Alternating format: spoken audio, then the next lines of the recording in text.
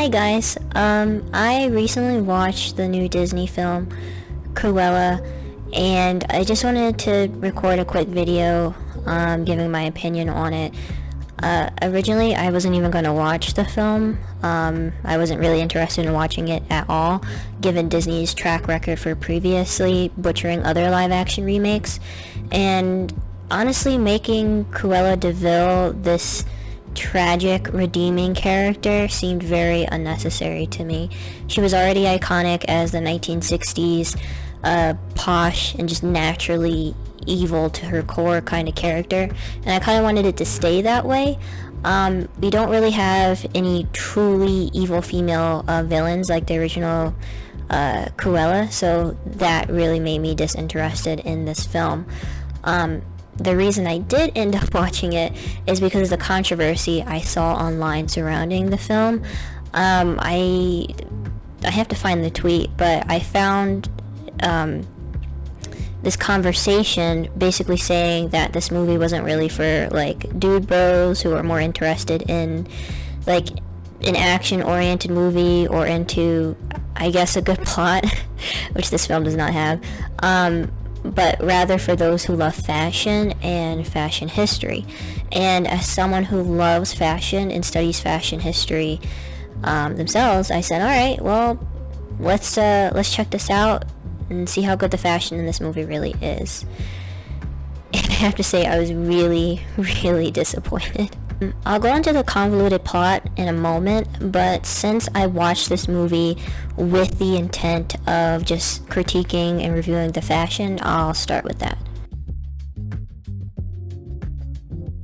So, for starters, this movie does not know what decade it wants to be in.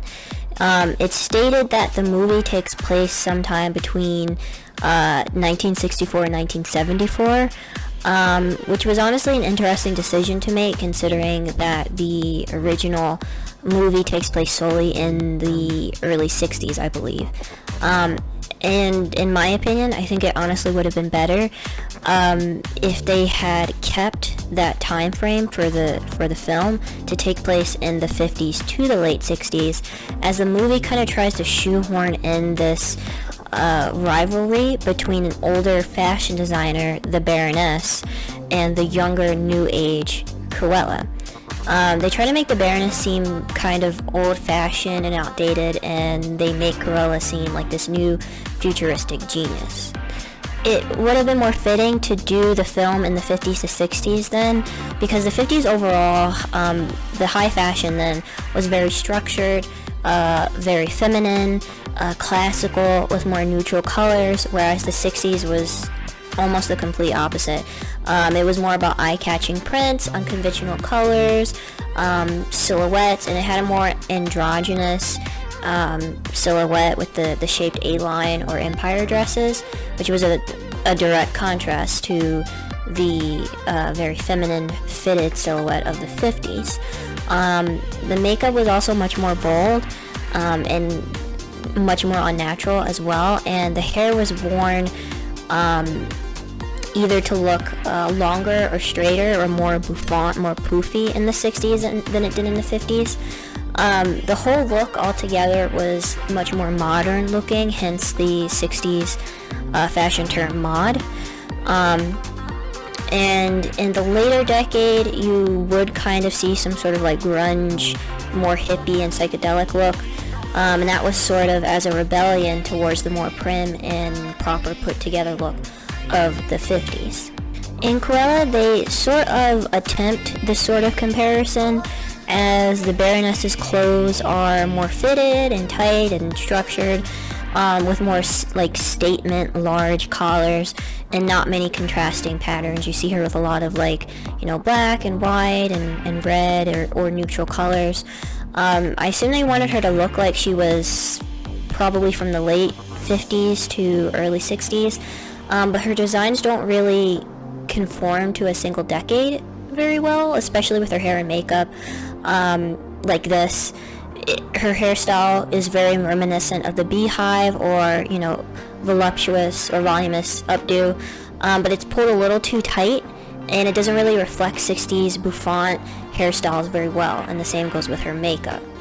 And then on the opposite side of the spectrum, of course, you have Cruella. And honestly, Cruella, I'd say, is even worse in that regard, with reflection to her respective decade. Her style doesn't really reflect anything from the 1970s, which is when it's supposed to take place, but more so looks like something from the modern day, like 2010s, 2020s. I think they were trying to go for a more rebellious, pop, grungy look with her, but grunge wasn't really a look until later in the decade, around 1976 to 77, and even then her look doesn't really match up with the grunge at that time either. The hair that would have been worn then would have been worn long and straight, or slightly teased up and voluminous, but still on the longer side. Cruella was the complete opposite of that. Her curly fro, in my opinion, was atrocious, and no offense to Emma Stone, but it kind of made Emma Stone look like an emo poodle, and it just wasn't harmonizing with her overall persona. I think Emma Stone in herself is a great actress, but I think casting her as Cruella was a mistake. If you look at the original 60s Cruella, her look was iconic for a few reasons, even other than like her, trademark huge furs that she wore. She had a very angular, somewhat masculine look to her that even if she were to just walk into the room without any of her over-the-top fashion, you would still be able to recognize her. She would still have that commanding presence and would demand to be seen. She has very jutting cheekbones. She has those slender bedroom eyes, a sharp upturned nose. She's tall and very slender with jutting hip bones, which contrasts with her huge fluffy coats. She almost looks like Marlene Dietrich to me, and I wouldn't be surprised at all if that was the inspiration for making her character. Now, comparing that to Emma Stone has very large, round eyes, a rounder face. She almost looks cute. And pairing that with that short, curly bob just drills that in even further for me. It's to the point where I cringed every time Emma Stone tried to portray that campy, over-the-top, arrogant, and in-charge persona associated with high fashion divas like Cruella and like Miranda from The Devil Wears Prada, but she can't convince me of that badassery in this film either through the look or the acting. Now, someone who I think looks very similar to the original Cruella in terms of fierceness, who lived in the 70s, would be someone like Grace Jones, who was a popular singer, actress, style icon of the time. She's got those, if you look at pictures of her, she's got those high cheekbones, those deep brows, a mixture of very feminine and very masculine features, much like Cruella. She's tall, athletic looking, and she looks a bit slender. You look at Grace Jones and you think powerful, commanding, strong. And unfortunately, I just don't get those same vibes with Emma Stone. Going back to the overall fashion of the film, the gold dress that's featured in both the trailer and in the film itself, it's supposed to be like the statement piece, the coup de grace of the Baronesses spring collection. And it doesn't look like it was made in the 70s at all. It's more something you'd again see in the current year, 2021. Again, 70s high fashion was more so about like a flowing, natural, goddess-like silhouette where, everything was free, kind of flowy. The early 70s still borrowed a lot from the late 60s hippie renaissance, but it also incorporated things like high collars, capes, flowing renaissance, prairie, and Victorian dresses. Like, for example, the brand Gunsax was extremely popular during that time, and they sold dresses with that aesthetic. The gold dress looks like the complete opposite of that. It has a sleeveless, bustier top, made of metallic bead material, Early 70s fashion did still kind of constitute a gold and metallic material at times, like for example this 1970s brocade dress I'm wearing, but it wouldn't really be to this extent as seen in the gold dress in the film.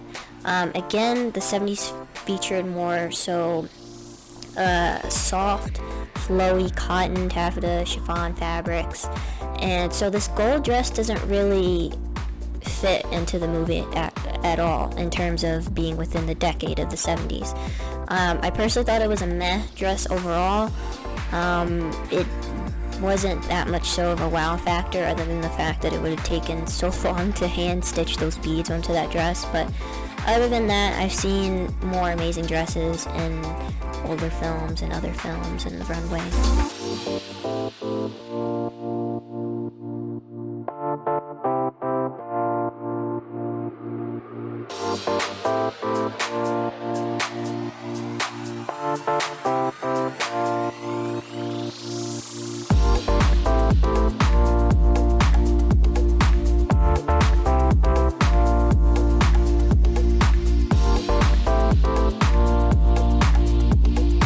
And then the other outfits in the film are also pretty forgettable, in my opinion. A lot of Cruella's looks in her fashion battle with the Baroness, which I will get into after I talk about this, but they just don't look very good to me. They just look big. As in, let's just bunch together a bunch of fabric into the biggest skirt or train we can possibly make, and then slap as many medals or frills or whatever on top. I mean, did they get advice from the Final Fantasy outfit design team? Most of these looks just look so ridiculous or just outright ugly. There's a scene in particular in the beginning where Cruella, who still at the time is the character known as Estelle, she's working at this fashion store and she's cleaning up outside, and she's looking at one of the mannequins that are featuring like I think the spring or fall collection for that store, and she's saying that the outfit was bad, and it genuinely frustrated me because it was one of the few outfits in the film that wasn't half bad. It was an actually okay looking outfit. And then, I kid you not, she fixes it by stuffing newspaper under the mannequin's skirt and in its hair, and then writes graffiti all over the wall. That's how she fixes the outfit. And it looked like literal trash, but the movie praises this. Like, anything new, anything out of the box is good, no matter how unappealing, unaesthetic it may look, or how clashing it may look. As long as it's big and it's new, the movie considers this good. So, in short, the fashion in this movie just wasn't really reflective of the time it was supposed to be in at all. And even if we were to ignore the historical inaccuracies, the fashion really just wasn't doing that much for me. So overall, I was really disappointed by the fashion in this movie, and if that is going to be the only reason that you're going to see this movie, then you're setting yourself up for disappointment. So, in concerns with the plot, the movie starts off with this narcissistic voiceover about how different and special Estella, or Cruella, is. It features this montage of a bratty young Estella showing off how quirky and different she is, almost like a prodigy. But it doesn't really show her being any of those things. Like, it doesn't show her how she's a genius. It just tells us that she's strong and she's smart. It shoehorns in this like very generic "I'm a strong woman" quote.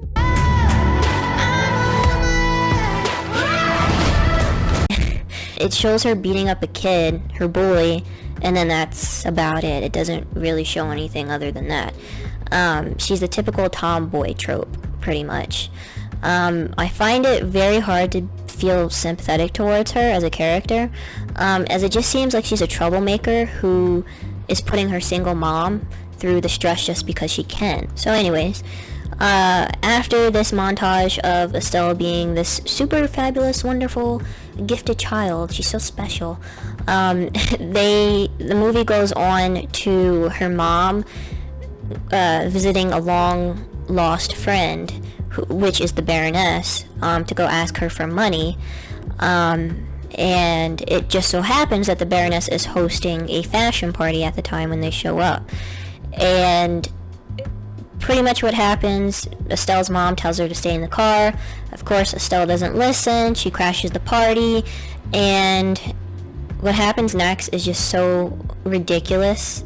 Like, just saying it out loud is just so hilarious to me.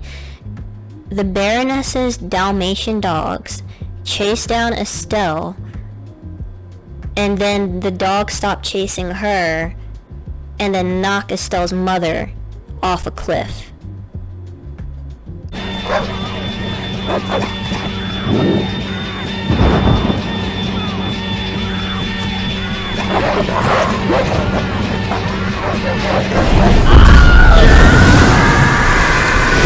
Yes, you heard me right.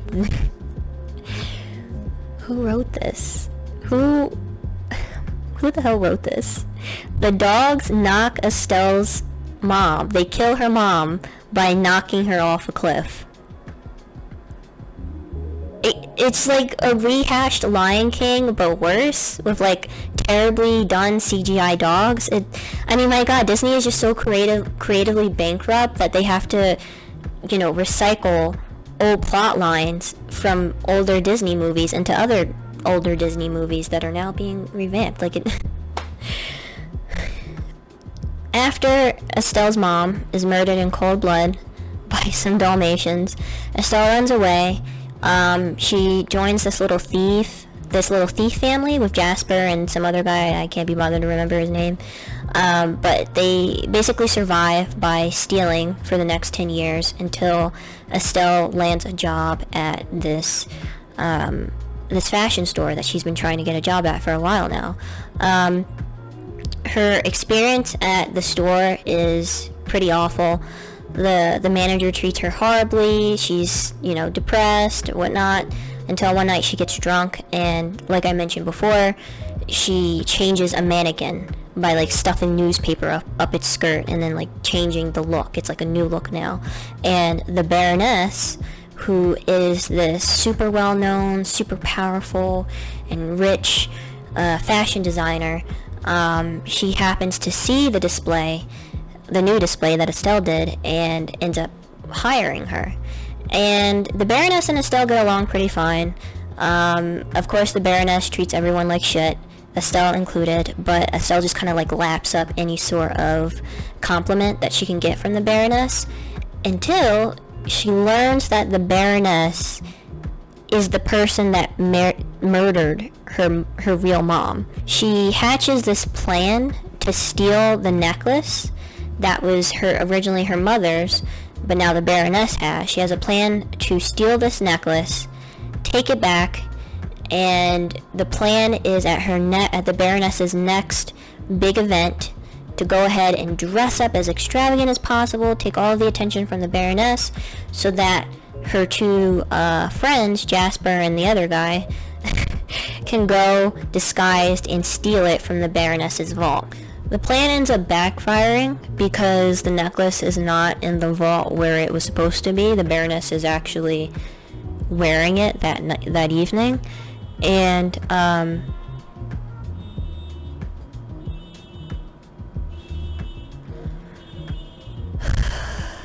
come on, man. Ella ends up grabbing it from her, but drops it, and one of the Dalmatians ends up eating it by accident.